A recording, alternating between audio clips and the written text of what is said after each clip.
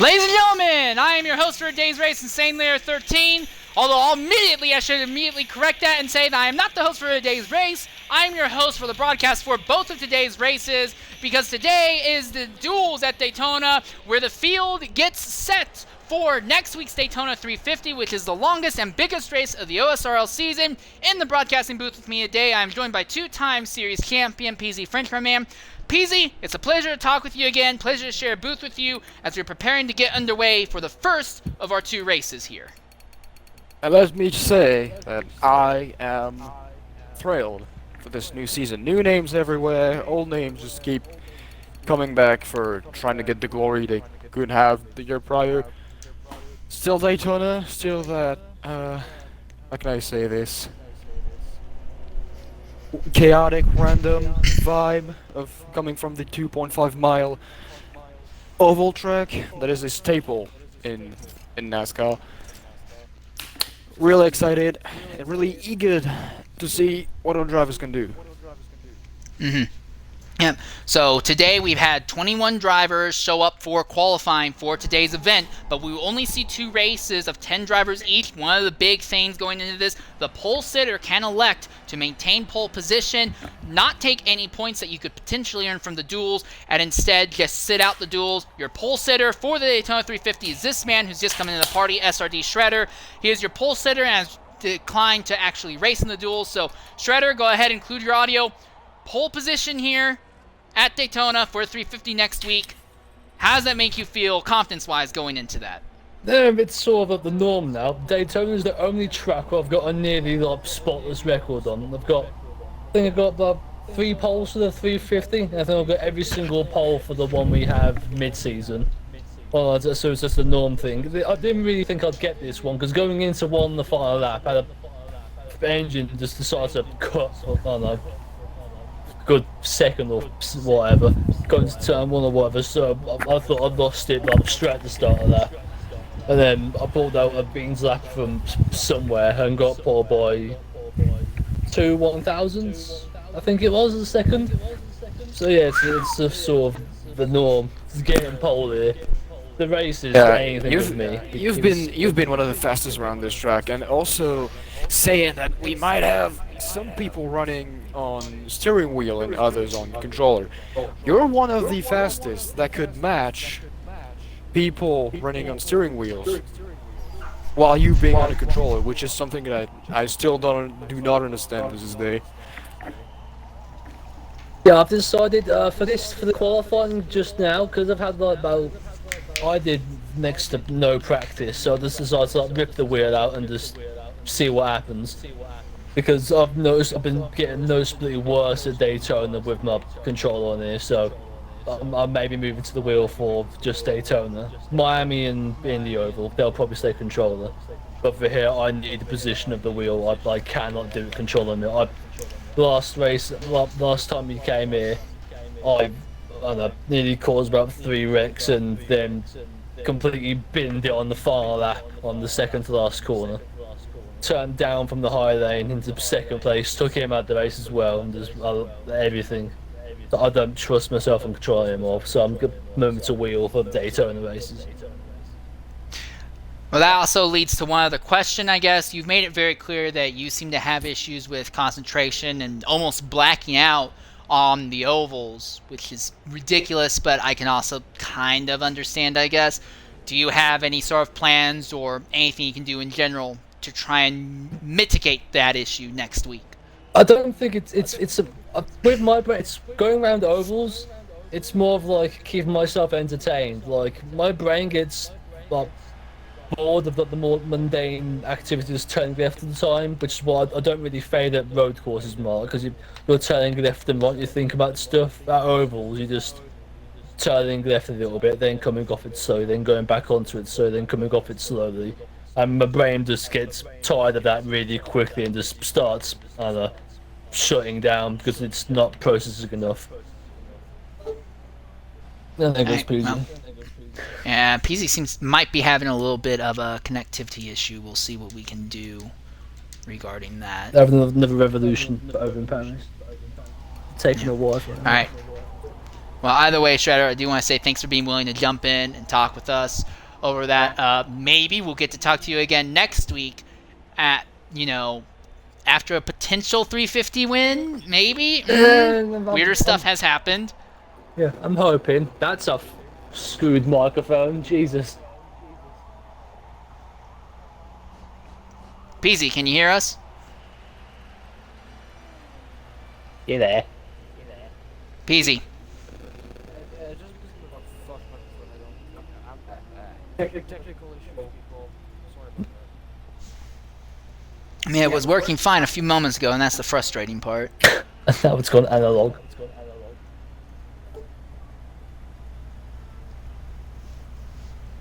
Yeah, go figure. All right, well, once again, Shredder, thanks for being willing to jump in and talk with us. Right now, we're just waiting on official word that they're going to get going for the race here. They were waiting on one more person to show up.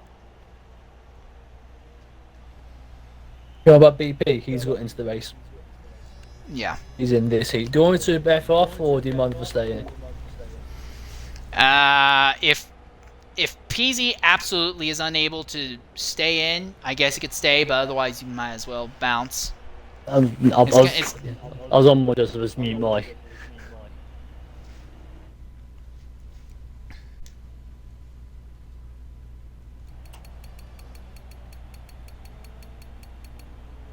Before putting my other someone. Actually, yeah. Hey, Shredder, you might as well bounce out of the lobby because Peasy can't get in. Good point. Okay. I don't see why you hating the outside the corner. Yeah, okay, I'll drop you. So, wait.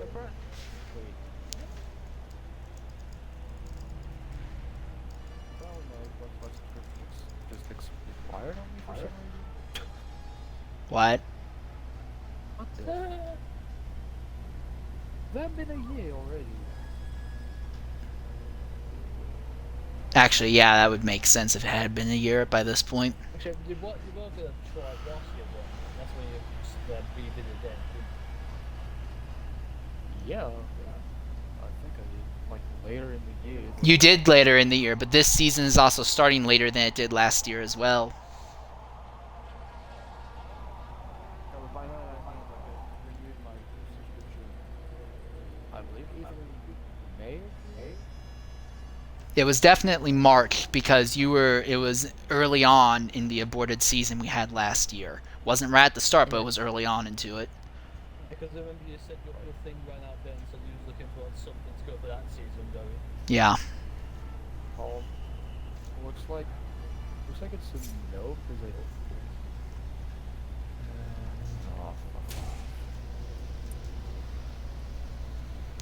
Well, if you can't make it, wait, it is?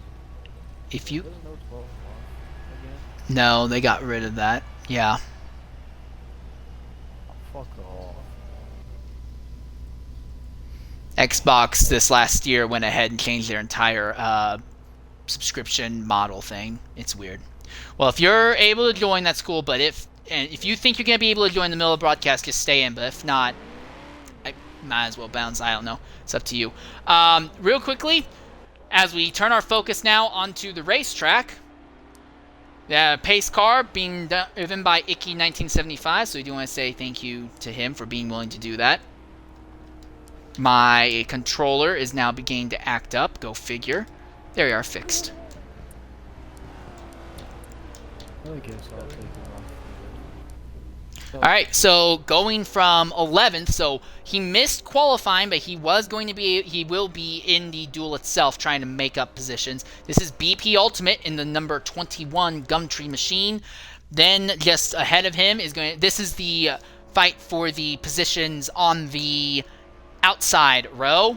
Then ahead of him will be TFB Matter. Then it will be Aero Kobe. He's one of the newest drivers who's missed the preseason races. Then ahead of him is going to be Donald Prime 77. Then it will be XEBot 360. Zbot 360 will be followed by Oof Serena in the AlphaTauri machine. Then it will be defending Busch Series champion Aiden Man 2005. Then series host Ludicrous Speed in that number 20 Chevrolet. He's going to be on the outside of SCT Racing, who is also one of the newcomers. Then you have TMS Bum Drop, who is going to be on the outside of the front row. And leading is going to be OTR Popping. So it will be a 11-car grid for the first of our 2 duels. Our second one will have 10 cars by the looks of it. And again, this one is the duel that will set up the grid for the outside row of the 350. As you see the pace car now taking that sharp left-hand turn into pit lane. Coming to the green flag. Popping on the inside, Bum Drop on the outside. Who has the best mastery of the draft? We're going to see as we're green flag here at Daytona. All right, right off the bat, the Krispy Kreme machine is having a little bit of struggle hooking up with the inside. Ludicrous Speed pushes TMS Bum Drop around. They both go right to the inside. Oof Serena is left on the outside with basically no help whatsoever. Dino Prime's going to get by him on the inside. FCT is going to get by him on the inside as well. All right, flying down the back straightaway now. Popping did not get a great start. Went right from first to third. Now he has Dino Prime 77, a former winner at Daytona in the mid-season race, right behind him. And Dino has FCT Racing trying to work things out behind him. Aerocobe has an absolutely horrible start. He's already fallen to 10th. Might even lose that position to our 11th place starter, BP Ultimate. But single file at the front. Now we see Dino gain to the inside of Popping. Popping looks to the outside, trying to make something happen. Can't make it stick. Cuts down right in front of Dino. Dino's not happy with that. Dino's still holding it there. Now we see that SCT car goes way wide, just brushes the outside wall. That lets Aiden Man now go ahead and sneak by on the inside. So now 2 Rebel Racing drivers, Dino Prime and Aiden Man side by side. TFB Matter is now on the outside of FCT Racing, but he has no help. Oof Serena doesn't seem to really be wanting to work with him. Everyone just wants to hold the inside line for the moment. At the front, though, things are a little bit different. TMS Bum Drop has the outside line. Ludicrous Speed has gotten by on the inside, and now OTR Popping is going to follow suit. So he's gone from starting first, now he's second. And TMS Bum Drop falls to third. Dino Prime in fourth, looking to try, and he's obviously going to hope that some kind of craziness can happen so he can start making moves. A big element when it comes to the draft here at Daytona with this package specifically, the top 3 are able to make moves pretty often and interchangeably amongst each other. Everyone from fourth on back just kind of hangs on unless you get a really good arrow push from the man behind you.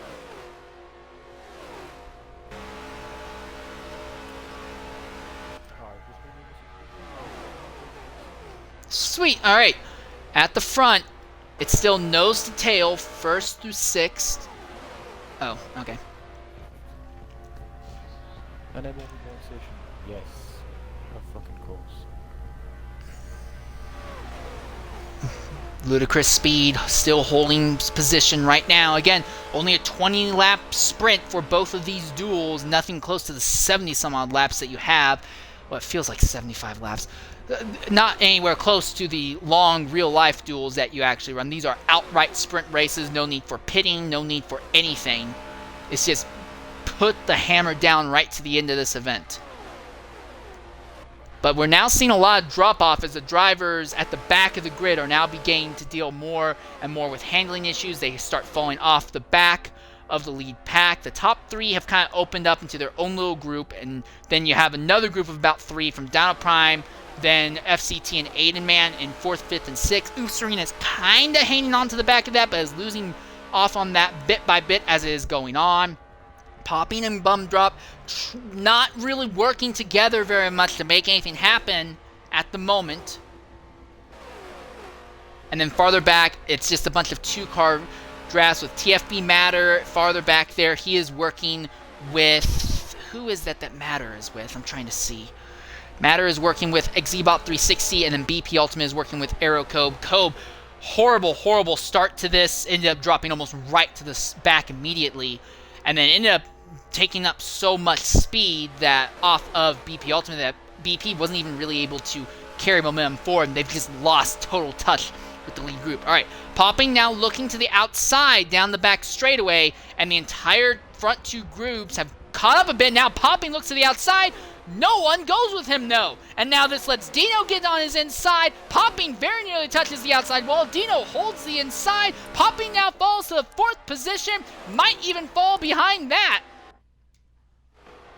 He's trying to make something work on the outside. Can't make it stick. Oh, he's hit the wall. Has lost a bunch of time. Lost a bunch of positions. It's caused chaos as everyone's going to throttle by him. And Popping, who was leading to the green flag and worked his way back up to 2nd, now drops to 9th, and it looks like he's going to lose that as well.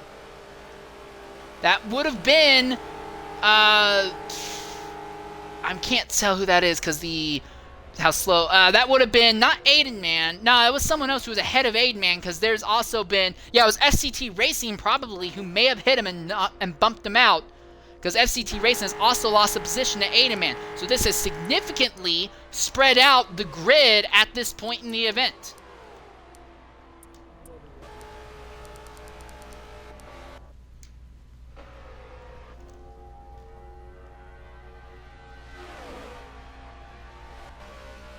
How many people are in the lobby right now? Because if there are 24 people in the lobby, PZ won't be able to get in.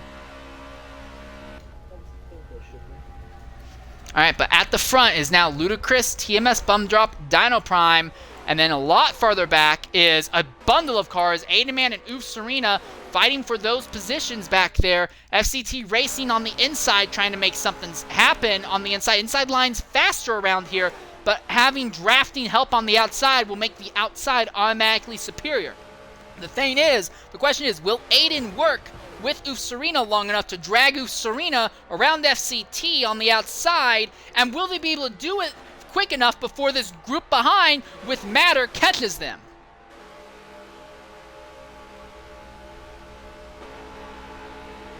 No help from FCT Racing, and Racing now finally falls in line behind Oof Serena, but now we have a 5-car pack because TFB Matter and Xebot have caught that lead group. Well, not that lead group, but that group, so it's now turned into a 5-car train while the top 3 continue to gap the rest of the field here.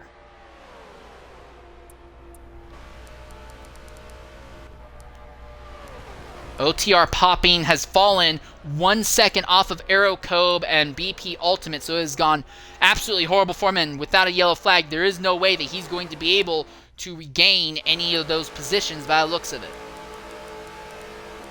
As we run on with the roof camera on board with TFB Matter, who is the 4th car in this line. Ooh, so FCT Racing down below the double yellow, and Serena runs really wide. Now Matter makes a big contact with Serena. Serena goes wide, and Serena's gonna have to fall in line behind Matter. But Racing is now on the inside of Aiden Man, side by side for a 4th position. The inside line working out for Racing. Aiden has no help on the outside, or does he? Here comes Matter. He'll work on the inside. He'll give the 13 a shove on the outside lane. Side by side for 4th and 5th, and on the inside of Matter is Xebot as well.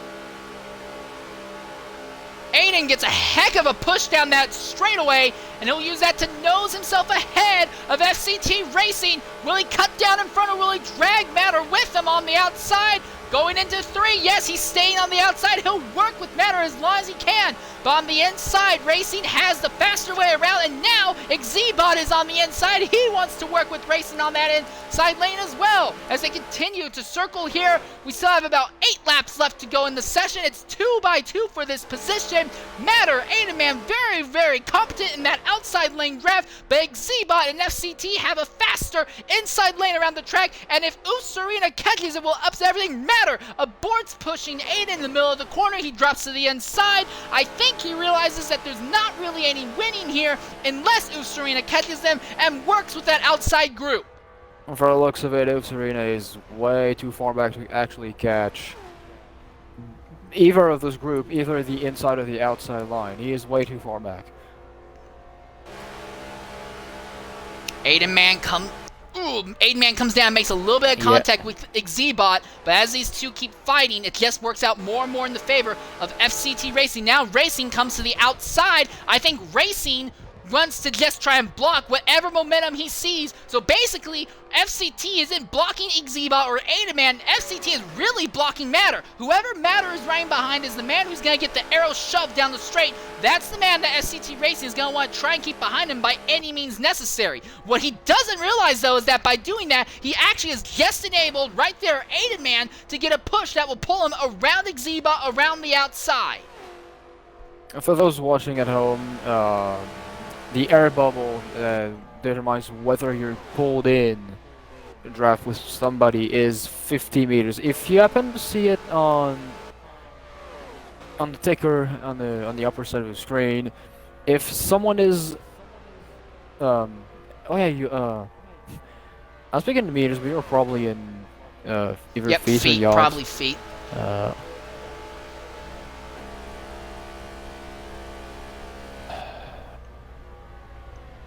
I'm not gonna start the debate on whether it's the best between the metric and imperial system. Both have their advantages. I will say this, and I would have no problem converting to metric if decameters were like a mainstream unit.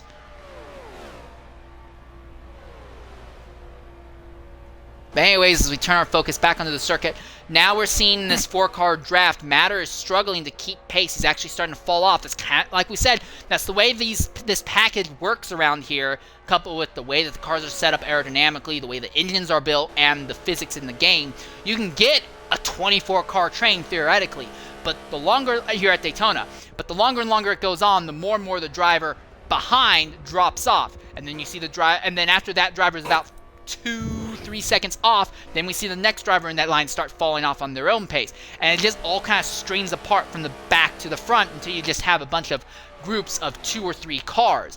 2 cars are super ideal if you can utilize what's known as a super draft, also known as a slam draft in NASCAR, where you hook your bumper right into the rear bumper of the driver ahead. 3 cars are ideal for just circling the circuit or trying to make moves happen, though. And that's Yeah, that's the counterpoint. Top 4 drivers are not allowed to super. I thought it was just top 2 drivers. It's the top 2 sets. So the top 4, okay. So yeah, the top 4 drivers are at no point allowed to do super drafting. So you look at the scenario right here at the front, and you have Ludicrous Speed, TMS, Bum Drop, and Dino Prime. These 3 drivers are in this position because they know they do not have the ability to super draft. So the next quickest and next most efficient course around the circuit is to just stay in a pack of 3. Now the big thing is going to be, will Ludicrous Speed try and do some shenanigans to help Dino Prime out? Will he work with TMS to just make sure Dino Prime can't make any moves? Dino is one of the drivers who refuses to talk. He's mute. He does not talk. I've only heard him talk twice, and I've known him since 2017. And we talk like in text on Discord all the time, but vocally he does not emote whatsoever. So for Ludicrous Speed and Bum Drop, there's no way, they have no way of knowing how Dino is going to work with and how Dino would even try to work with them. This honestly could be a big wild card in this fight. And then also they're about to come up and lap another driver. I believe that it would be BP Ultimate, who has fallen off pace. He was fighting with Cobri earlier, and I saw him get offline, but I guess it must have been a lot worse than that because BP Ultimate is dropped and is about to go a lap down. The counterpoint to that, though, if Dino Prime ends up working with BP Ultimate, the 2 of them could try and make something happen to the leader. Now, it would be difficult, and I think that would only happen if BP blocks the inside lane, but it is something to consider. The top 3 are 4.5 seconds ahead from the rest of the grid at the moment. So with that in mind, you're looking at a scenario where it's just going to be the top 3 unless they wreck, and I don't think they're going to wreck. Dino is actually falling off the front 2 in pace, so I have to wonder if he has some sort of shenanigans in play right now. Looks like Dino is losing touch with.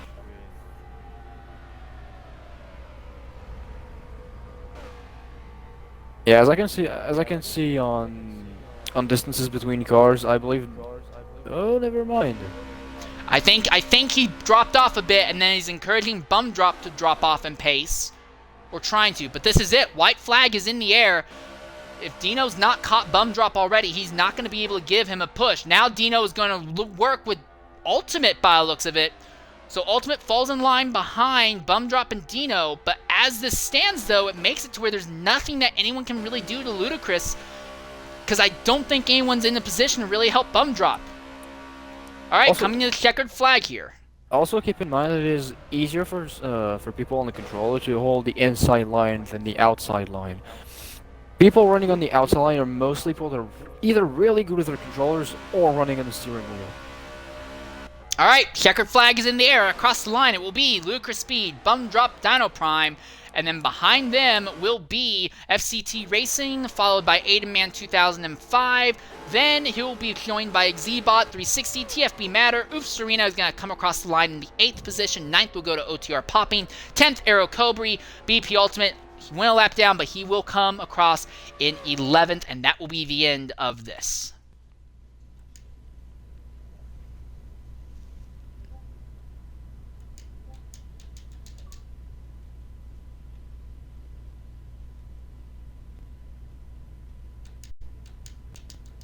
So the first duel is now in the books. Relatively clean throughout the entire thing, but drafting and the lack of knowledge on how to make drafting work really played into it all. But we might... so are we possibly looking at a scenario where veteran drivers might have an advantage because of knowledge? I think veteran drivers will have a massive advantage when it comes to knowledge. They understand how this package works. They've been running with it for months, and every year they find new things about the package. All right, coming to the party right now are some of our podium finishers. First up is TMS Bum Drop. Bum Drop, go ahead, include your audio. Great job converting a front row starting position in this race into second here. Couldn't really fight for the win, though. Walk us through the race from your perspective. What happened?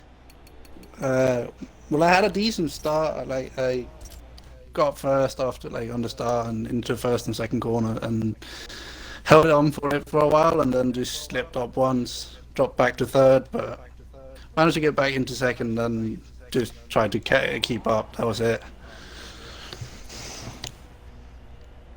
Did you try at any point to work with Dino running behind you near the end to try and make something happen against Ludacris, or is it just, I'm happy with this?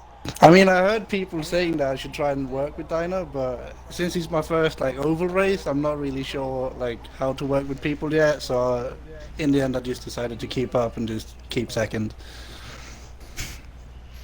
All right, well, it's worked out well for you. You're basically guaranteed I believe it will be a third row starting spot in the race. Hey, Shredder, you were going to be in Heat 1 or Heat 2? I was going to be in Heat 2 for the bottom lane. Yeah, so yeah, you're going to be guaranteed a third row start, so on the outside lane. So not too bad, all things considered. Might be second. I think it's third. Second or third. I'll have to check again. But either way, good run, though, Bum Drop. Thank you. All right, also, Dino Prime in the party. I'm going to ask, but I know you won't do it anyway. Will you please include your audio if you have anything to say? If not, I guess you can go ahead and send a message, but that's just a headache. If you have something to say, please go ahead and share it, though.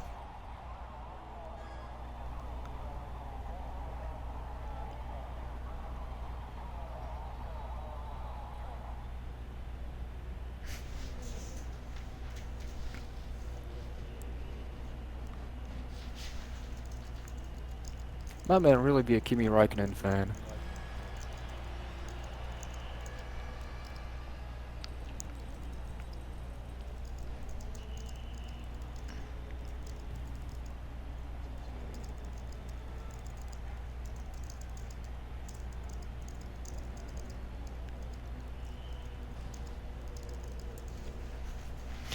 Yeah, I've not heard anything else, as right now they're getting the grid set now for the second duel, and this duel will be the one that will set the outside row. It will be slightly smaller, 10 cars in that duel. But right now we're looking at 22 drivers for the 350. Max lobby size for a race, 22 drivers. So unless we end up in between now and then with a bunch of people saying they are ready and willing to race, and some actual, oh, there we are, Dino. Didn't expect to get B3. That start worked out perfectly for that to happen. Dino, did you have any plans to work with Bum Drop or Ludacris Speed to the end of the race to try and improve your position? Or would you have rather just held down to P3 to the end of that?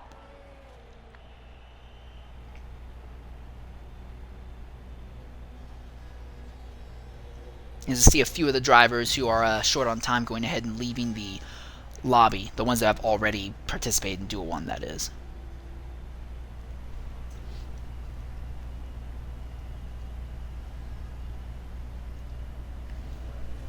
Guess wish I realized 1, 2 were TMS teammates sooner so I could try something. Yeah, well, I mean, all things considered, though, Dino, you've made that work out pretty well. You came from being near the back of the grid to P3, so either way, great run to the end there. Do you think you can convert this into a potential win in the 350?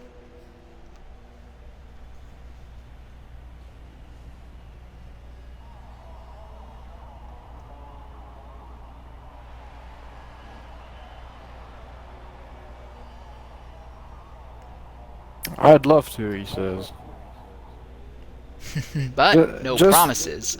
Just as much as we'd love to see you win the Daytona 350. True, Dino, pretty much one of only 2 drivers that have started almost every single race in the series, and one of only 2 drivers that have had a nearly unbroken attendance, or has basically one of only 2 drivers, Lucas Speed being the only other one, who have run full time in this series every season since season 1. Hilariously, though, both of you 2 are the ones that seem to struggle the most with locking up actual points-paying wins, though. But hopefully it works out for you, Dino. Thanks for being willing to talk with us, and hopefully you will actually talk with us next week, especially if you end up winning the 350. If you win the 350 next week, there's no excuse for you not to talk. That man's gonna bail out. Just so he doesn't get a talk. I can already see it happening. Anyways, right now they're just getting the next race set up as we look real quickly at the prior run. For whatever reason, Aidenman got a DNF, so I'm guessing that Aidenman may have disconnected in the race at some point, so rough. Yeah, I do hope you remember that, Dino, because I want you to actually, be willing to talk if you actually win, Christ. But no, I'm looking at that. Assuming that thing with Aidenman isn't... I know, no, that with Aidenman is a glitch. Aiden came across the line in 5th, so... Yeah, Dino's heading back to the duel party, so have fun, will do. But yeah, there's your lineup at the front. The gaps from 1st, 2nd, and 3rd, relatively close all things considered, but again, no one really wanted or was willing to try to make a move at the very end there because everyone just wanted to try and solidify their top spots. And I think we kind of saw the same thing a little bit farther back in the grid in that fight between Racing, Aiden, FCT, Aidenman, Xebot, and Matter. Everyone just wanted to hold on to their positions. And we're getting word that they will be going underway with Heat 2 in about 3 minutes' time. So, for the second heat of the event, the lineup will be like this. In 10th will be OTR Anonymous, or Anonyms. 9th will be Tactical Fallout. He's the one who built this car, and technically he should be the most familiar with it, but as I say that, he has only scored 1 win in OSRL, and that was back in Season 2. So, yeah, despite being the car builder, he's not exactly been the most successful taking that to victory. 8th will be TTJ111. He has won the 350 before in the most recent attempt at an aborted season. 7th is TMS Stingray. So Stingray will be starting in the 7th. 6th will be Raygun versus Zombie. Raygun, very adept at oval racing, has also started to improve his road course craft. He could be an outside threat for a championship if things fall his way. 5th will be starting TMS Derp. 4th will be SSR U5 AMVP. He had a great run in the duels last week. 3rd will be Tovirus. 2nd will be veteran driver Coco Gamer 11. Coca also holds the record for most wins in the entirety of the OSRL series with 8. And 1st is Rock Morrow. So Rock, who has won at Daytona before, once in the 350, in the 250 miler night race that goes on in the middle of the season, back in Season 3. So he'll obviously be looking to go ahead and pull off another Daytona duel victory here. So yeah, I will go ahead and say this, PZ. I guess you should be proud. I obviously called you in the middle of the broadcast while you were still out driving in the XRL realistic race today. They were at France. No yellow full course yellows, only a VSC for only a 3/4 of a lap. And of 18 drivers, 17 of them were running at the finish.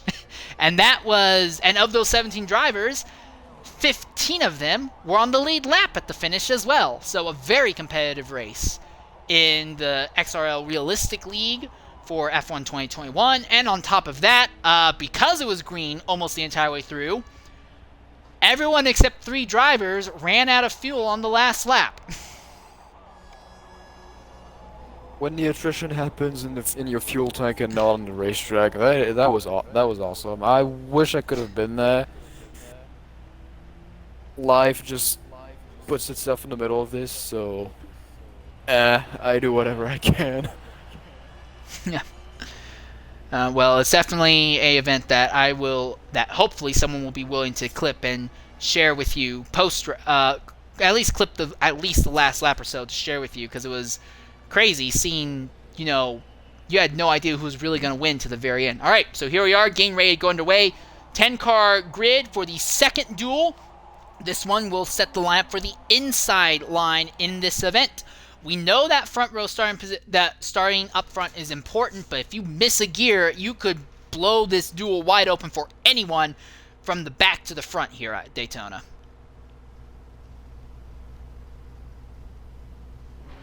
Just positions are important in Daytona. Do remember also that we've seen through the years and through the season, from season 1 all the way up here, we've seen so much late race cautions and restarts that we just kept piling it up. So in the end, does position really matters? I would say in a sense yes, but due to what I call the chaotic random nature of this track, I would say no in another sense. So, but in the end, the closer to the front you put your car, the more chance you have to not be involved in those late race breaks. Well, apparently Serena might be apparently Serena's actually a girl. So I do want to apologize for that. I've been calling Serena male most of this time. I apologize for that. Apparently Serena is actually a woman. So I do want to apologize. Anyways, now we prepare to get underway for our second duel here. We've already kind of run you through the grid real quickly. It is from the back. OTR Anonyms, Tactical Fallout, TTJ111, TMS Stingray, Raygun vs. Zombie, TMS Derp, SSR U5 AVMP, Tovirus, Coco Gamer, and Rock Morrow. Coco Gamer has wins on the Indianapolis Oval and has won on a bunch of different tracks, has never taken home a victory in any Daytona event in OSRL, whether it is on the oval or the road course. I imagine he'd like to turn that around. Alright, coming to the green flag, and they are off. Coco Gamer on the outside. Rockmorrow had a much better start here than what we saw in Duel 1. It's Tovirus who is in second, who did not get the good start. As the field dies, there's 3, they're 4 wide in the back, and there's an accident! Anonymous, Stingray crashing in the back of the grid.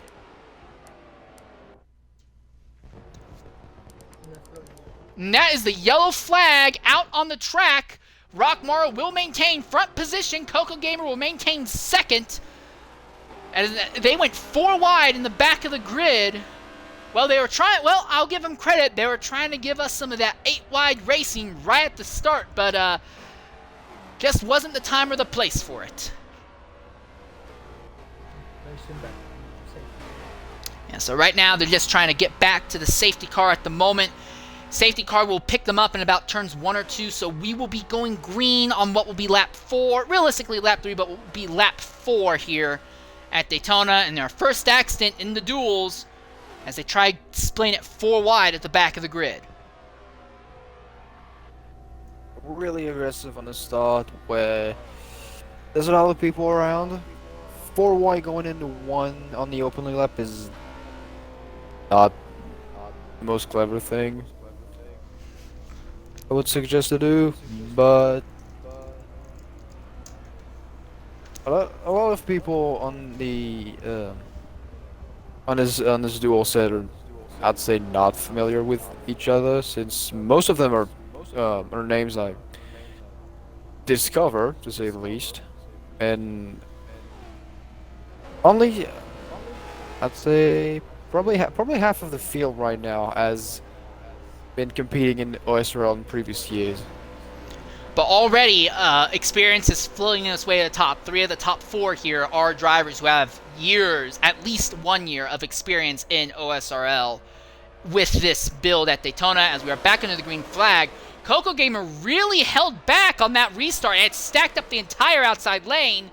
He's got a great run and came right down to the inside. No, Coco, it will come down to the inside, but coming around the outside, so Coco Gamer timed that well enough. Coco goes in the lead, and there's a spin in the back, and there's 3, 4, 5 cars in round. No, I'm wrong, only 1. It looked like there'd be a lot more than that. Single car, they stay green. And Tovirus will not be happy with how that turned out. And SSR UV AMP now totally off the pace. But at the front, it is Coco Gamer, followed by Rockmaro and TTJ111. Well, Peasy, we've seen this one before. Season 3, when we still ran the Clash on the Oval, these two worked together to get by everyone else and go home 1-2 at the Duels. At that Clash, do you see that? Do you think we'll see that here today at the Duel? Oh yeah, I trained my ponies well enough to do that again. both of them know each other. They know they can work together because otherwise they didn't work with each other back then. I was owning the team, and both of those drivers, I would whoop their ass at the end of the race. So they know they can count on each other, and I really hope they're gonna do something about that. Well, Raygun versus Zombie is back there in the 4th position, about 1 second out from this fight. Ooh. As long as Coco Gamer keeps running that former Raven West duo right against the outside wall like that, he's going to bring that 4-car pack up to the fight for the lead and will really upset things.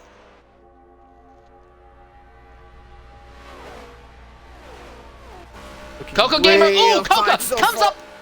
He split right in front of them, but TJ didn't take any of that. He let Coco have that spot, and they did a little bit of crossy on the back straightaway. Now TJ in 2nd, Coco in 3rd. Opening their way on the outside line in 1 and 2, and then closing in on the inside in 3 and 4. Oh, and this could get really interesting because Stingray is not in the front group right now, so he can do the super draft to catch these guys. However, the moment those two pass Coco Gamer, they would not be able to continue super drafting. They need to time this maximally. There's also a bubble. There's also a bubble of air that prevents you to get closer to the car at the point to do bumper drafting. To do slam draft, you actually have to be a little bit on the side to avoid this bubble of air that will either push the guy in front forward and the guy behind backwards. You have to break that bubble of air before doing slam drafting. When I pushed you to the win here in the Clash in Season 2, the big method that we figured out worked, at least. Although, granted, that was a slightly less extreme. It was a more tame version of this setup. We found what worked was you would be ahead, you'd enter turn 2, enter turn 1 or enter turn 3 a little bit offside the double yellow. I'd be right on the double yellow, and then you just kind of cut down and chop right into the bubble, and it would super draft for almost an entire lap. That same strategy sort of still works with this more extreme package. I mean, for this part, it's not dictated by the package and the setup of the car. It's mostly due to the physics of the game that prevents you to break the bubble of air in front of you. Yeah, the physics have the air bubble, but the way that you set up the car's engine and the car's aerodynamic profile will be what determines how much you can chop away at that bubble. The stock NASCAR build around Daytona, for instance, has no capability of destroying the bubble at all. So now here we are. This is where the racing gets interesting.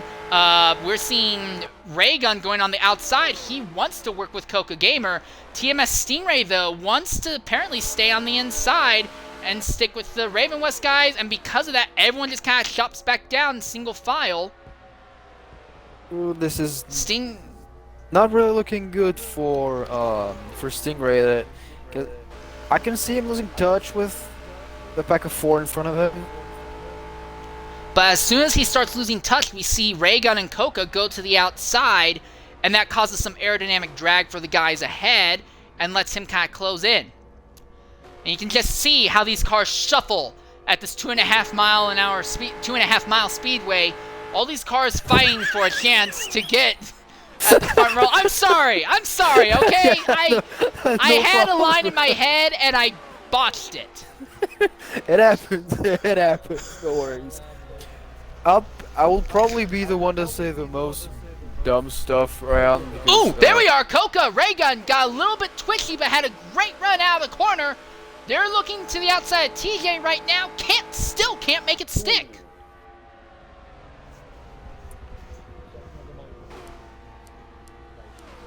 All right.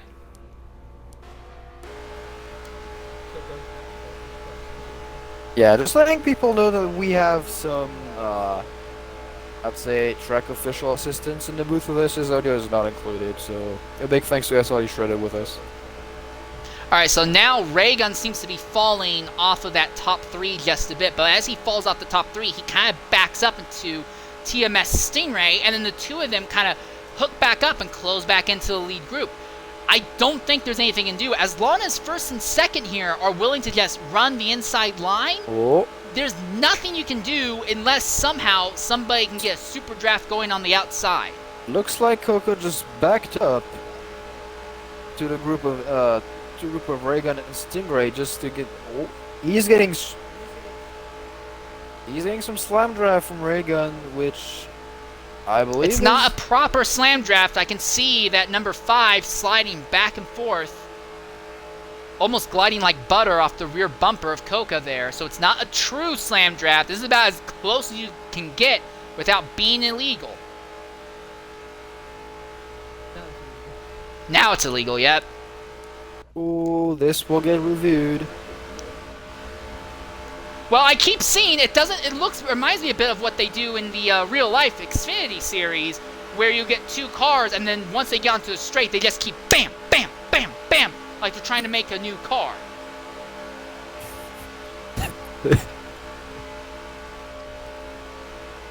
Coca's gotten back on the outside of the 78, but again, the inside lane's faster, and as long as Rock is willing to hold the inside and drag TJ around it, they will have the advantage.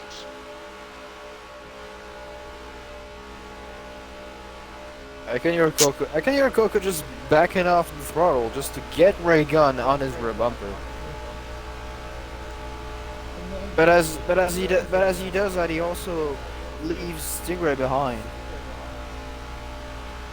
And by the looks of it, we have 4 out of the 5 veterans in this duel. 4 of them are actually,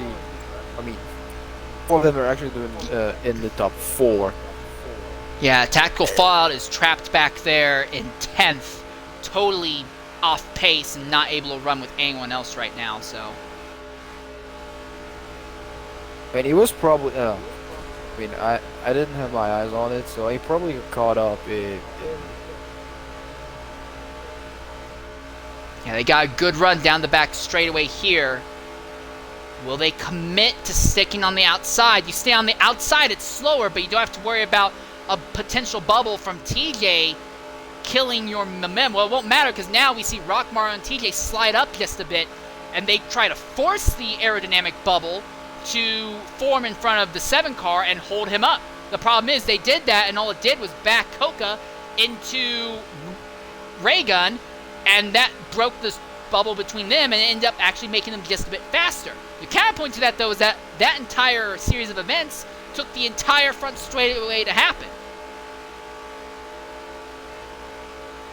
They did the entire lap to make the move stick. Is it really viable now that we're gonna have 4 laps to go? I don't think you can do anything at this point as long as TJ and Rock are willing to just run nose to tail on the inside. I really don't think there's any beating them. You would almost need a train.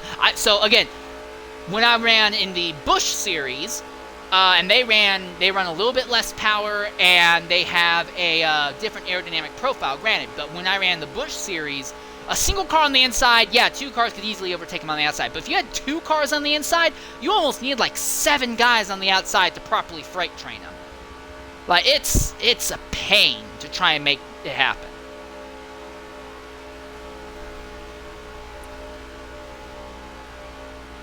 By the looks of it, Stingray just completely left behind. Yes. Yeah, this is... I'm trying to think of that super draft. I can't exactly, but there's a whole bunch of different situations. I can't remember which one this goes into. I mean, that's the thing. If Coca Gamer and Raygun were allowed to just super draft on the outside, they could at least pull dead even with Rock for a lap or so. But as it is now, they get really nice and fast.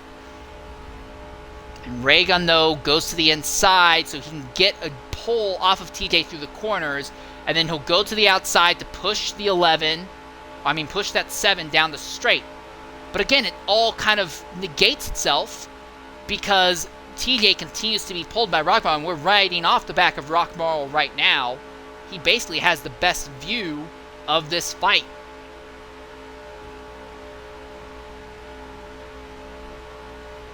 If Coca could convince TJ to stop working with Rock, then we could see Coca try and pull off a 3-way pass.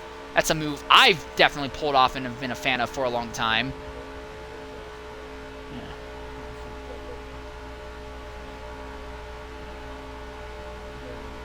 Alright, it will be 2 laps to go at the line now. So no more yellows. Whatever happens, happens at this point.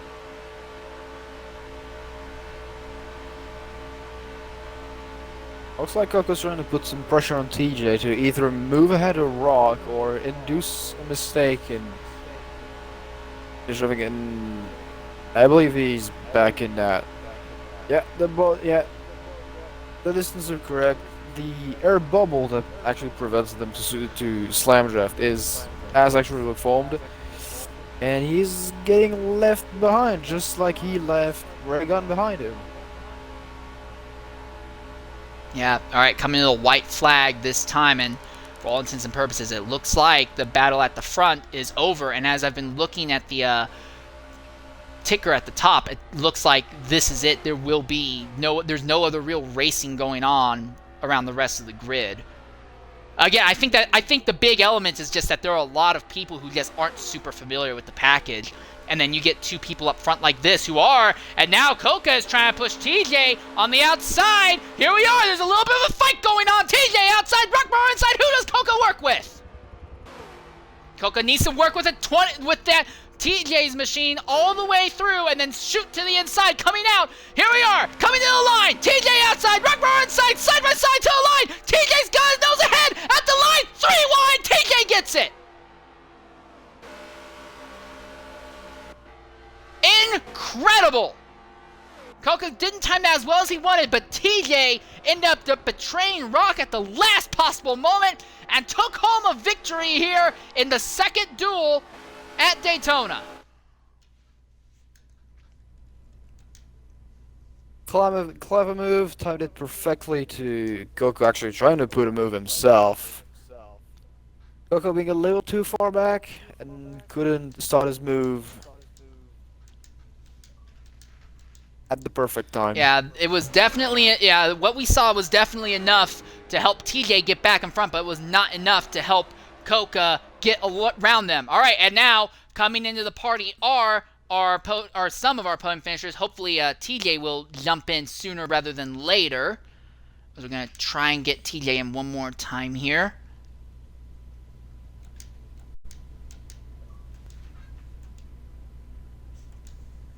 And that will be it for the second duel at Daytona here. There you are. There's your end results from the end of that race. All right, well, TJ's not able to come in right now for whatever reason, so real quickly, I want to talk first with Coca. Gamer Coca came home third. You kind of were stuck in third almost for that entire event. What was your strategy throughout that little sprint? All right, well, I mean, obviously, as you guys could probably see, I was trying to hook up with Raygun there and try to, get around at least TJ. But, he was having, some twitchiness issues, and it's nothing really I can control. He just wasn't as smooth as really the top three, and I should have kind of caught on to that early on, but, it's like I get it's a 3-car pack. I'm trying to stick my nose in the clean air to sort of gain some momentum around the outside or do something at least just to, get into second, but what I really have a problem so far is that, it's just like I I hate to say this, but I think it should be said, probably in front of an audience here. It has been, I think, how many months of tuning to put this tune in? And I mean, I like Tactical, I really like him, but why does he pride himself in making a tune for better pack racing?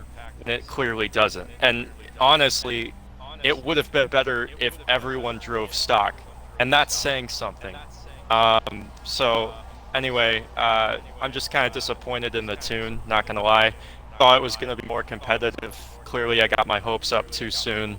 But anyway, whatever. If hopefully Daytona will be better with a bigger pack, who knows? But yeah, all I can say, I'm pretty disappointed. That's all. All right, well, disappointment evident from Coca coming home third in the second duel. Coming home second is Rockmarl, but for about 19 of those 20 racing laps, it looked like you were going to come home first. Walk us through the race from your perspective, Rock. Well, I was hoping to keep the crown on for the whole race, but obviously I didn't get what I wanted there. But it was great at the beginning. I saw TJ work up to the pack, and I knew the second I saw TJ, I knew exactly what he wanted to do. Despite both of us being in separate parties, I knew exactly what he wanted to do. I knew he wanted to work with me. So the second that we got that opportunity early on, I dipped outside. He went with me. We took Coca early. And obviously that massive pack with Raygun and everybody else behind played a huge part in him catching back up. And thankfully, Raygun and Coca failing to use the draft properly was helpful in me keeping not only my lead for the entire race, but also being able to hold off Coca instead of losing it out to both of them. Though if Raygun was there, maybe it would have been different. But everything felt great from the tune all the way to the racing and everything. I thought it felt great. I think the drafting was great. Everything that I remember from the draft physics with this tune is still there. So all of my knowledge that I was hoping would help me out and staying up front absolutely did. So. All right, well, you're going to be starting, by the looks of it, on the inside third row. So going into the race, do you think you can convert that into a win? Well, I think starting position especially for a race like this is absolutely irrelevant. You could have somebody starting a dead last and they could come back up and win this race. There is going to be cautions. It's going to be a full field. There are going to be cautions. And it's not because of anybody who's in the field. It's just because that we have a full lobby for the first time in God knows how long. And everybody's going to be fighting for a win. So I don't think starting position here is going to matter, but I would much rather be starting on the inside than the outside for this race because I would rather be hanging out with the front pack as long as possible just so I can keep in the groove and stay used to it. All right, makes sense. Thanks for being willing to share with us. Now I want to talk to TJ. TJ, you're the defending 350 winner. You've now won the duel as well. I think you're probably in the best scenario going into the 350 outside of having pull itself. But walk us through your duel race from your perspective. So starting in close to the third to last, I was like, all right, let's see what happens. So on the first start that we had, I saw everybody was lacking. I'm like, I saw that car hit the front line, and I'm like, all right, I'm going. And so I know there's some guys that are new to the series, so I'm like, all right, if I push this 3 wide, I should be able to get around because they might back off, which did happen, but then contact happened and the caution came out, which got me into fourth. So once that happened, I wanted to work with Rock. I'm like, my mindset was like, all right, I know Rock's a decent driver. I'm gonna work with him. So when we got around Coca, he split him outside, and then I cut back on the inside, got around him, and I just knew, all right, I want to push either Rock to the win here and stay where I'm at, or see what happens. And I know Raygun and Coca kept trying to get around us, but Raygun just kept backing off. He's like just wasn't holding the line right. So towards the end of the race there, or mainly I just wanted to keep Rock in front just to keep that position going, because I knew the inside line, if we had that covered, we were good. So then Coca, last 2 laps, he's like, hey, if you want to try something, we try something. And then my whole perspective was like, you know what? Let's see what happens. So then Coca was like, all right, let's go. So we ran the high side most of the last lap there. And then we got side by side, and I just got enough in front of Rock, and then Coca pushed it 3 wide, and that's what happened. I'm just happy to be able to win the heat race and start as best as I can coming into this. And I hope next week I can get at least a top 10 finish and maybe a win. All right, well, outstanding job there on that victory, beating your teammate at that to the line. No hard feelings, I hope. Rock Marrow, are there All any hard feelings? I'm gonna turn this car around and murder you. Okay, Got so it. no, there's none. So only like nothing. So like it's like soft like a overripe mango. All right. Well, anything else you want to say, generally, TJ, until we turn our focus to the other drivers that we think need to be talked with real quickly? I'm just excited. This is the first time we've had close to a full lobby worth of drivers, and for like first time ever. So I'm excited for it, and I just can't wait to race old guys that I've raced since with from season 1 till now, and the new guys that showed up. All right. Well, good job, mate. And we'll look forward to seeing you hopefully replicate this kind of performance next week. Real quickly, I also want to talk to our winner from Duel 1, Ludicrous Speed. Ludicrous, go ahead, include your audio. Great job on the win there, but really simplistic at the end. Just no one seemed to want to make a move. Did you even plan with the 2 guys behind you to do anything to the end, or was it just hold the line? The entire time, really, I was just waiting for basically kind of what TJ pulled with Coca and Heat 2. I was just waiting for Bum Drop to figure it out, lay off, and pick up Dino Prime and just blast me. But it never came. And then, of course, what was it, lap 5 or 6 when I took the lead, I started getting a run, and Bum Drop had plenty of time to chop down on me and kill off any momentum, and it just never came. So I just kept running with it. Other than that, I take this, keep the momentum going. I'm 2 for 2 for events at Daytona. Don't want to jinx anything, but I hope I get the triple next week and finally get myself a 350 win. But yeah, I'll take it. 3 points, good kickoff to the season. All right. Well, outstanding run to the end. Anything else you want to say before we turn to one more person? I'm all set here. All right, well, that's the word from Ludicrous Speed. Real quickly. Oh, I didn't realize Raygun's here. Actually, screw it. I'll talk to Raygun also. Raygun, go ahead and include your audio real quickly. You had a decent run in the final duel, but only was able to bring home a 4th. Walk us through the final duel from your perspective. Well, I couldn't. When I was in the top 5, and when that restart wasn't really that good, from my opinion. And when it was just me, TJ, Coca, and Rock in the top 4, I was like, I was going to try to work with Coca, and apparently we couldn't mix that well, and we couldn't get up there. So since Coca and TJ went up there, they hooked up and left, and I'm like, well, guess I'll settle for 4th.